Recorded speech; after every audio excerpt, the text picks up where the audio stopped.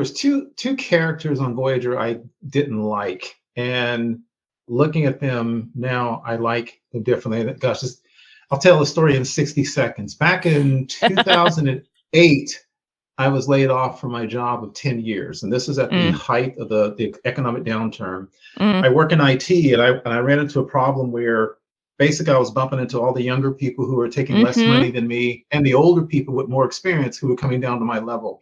So I went a long time without working, and it was a horrible time. We had just bought our first house like a year before that. And I remember, not getting too maudlin, but I remember there were nights where I didn't sleep. I just walked the house going, what am I going to do? What am I going to do? It was a horrible time. And what happened was the local station, I think it was the CW, happened to be showing Voyager reruns at like 3 a.m. Oh, no. And I was in a state for months where I was up at 3 a.m. and I just started watching Voyager because it was better than staring at the walls and freaking out. Yeah. And I started, to what you were saying, Charles, I started seeing them kind of as a family, and they were lost and I was lost. And even, they were lost in space, and just watching them go through the little struggles, even Goofy Neelix in the galley burning stuff all the time, it became comforting to me.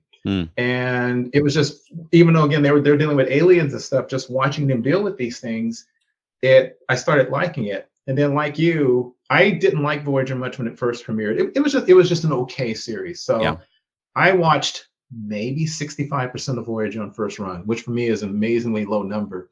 And then I watched it again, I started liking it. But one character I had a problem with when I was younger, which is so weird, was B'Elanna Torres. And the problem I had with B'Elanna Torres is extremely personal. And the problem was she wasn't proud of her racial heritage. B'Elanna Torres is mixed race. She's human and Klingon. And the series, sometimes in some brutal ways, shows her hating her Klingon half. Spoilers for anybody who hasn't seen Voyager. But there's an episode when B'Elanna and Tom get together and they end up get married, and she has a baby. She's pregnant. She finds out that her baby's going to have forehead ridges because the doctor tells her that Klingon DNA is extremely dominant and it goes on for like generations. She was thinking, well, look, I'm only half human and the baby's only going to be a quarter human because of Tom. How could it have Klingon features?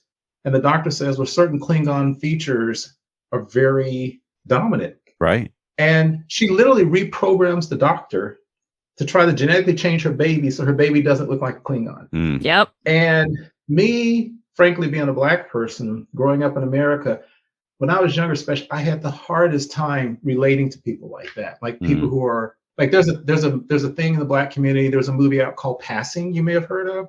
There's that whole concept where Black people who are light-skinned enough, mixed race enough back in the day would pass as white so they didn't get lynched or something. Right. And I was always like, I'd never do that. I can't believe it. I can't deny you. And I just had a fit. And I really almost had contempt for B'Elanna because as a Black man who's always been proud to be Black, I had a huge problem with someone hiding any part of their identity. Now, as I've gotten older, I still feel that way about myself, but as I've gotten older, I've learned about these things that you need to understand. Sometimes people are scared. Sometimes people are weak. Sometimes it's just so painful for people that they can't deal with it. Yeah. And actually in the show, ironically, Tom Paris helped B'Elanna become more comfortable with being a Klingon, which is the weirdest thing on the planet. And just looking at her the second time around, I was able to look at her and go, okay, I would like to think I would never get to that place. But instead of looking down on her, I started feeling for her and understanding how sometimes the thing you are can be so painful that you don't want to be it, and you don't want to be that way, but it is what it is. And that's probably the biggest change, because I used to almost not be able to stand B'Elanna when they did those, oh, she hates me in a Klingon. Like, oh my God, give it up. Just be proud of what you are. But now I understand it more. And I think that's the biggest change I've had watching the series.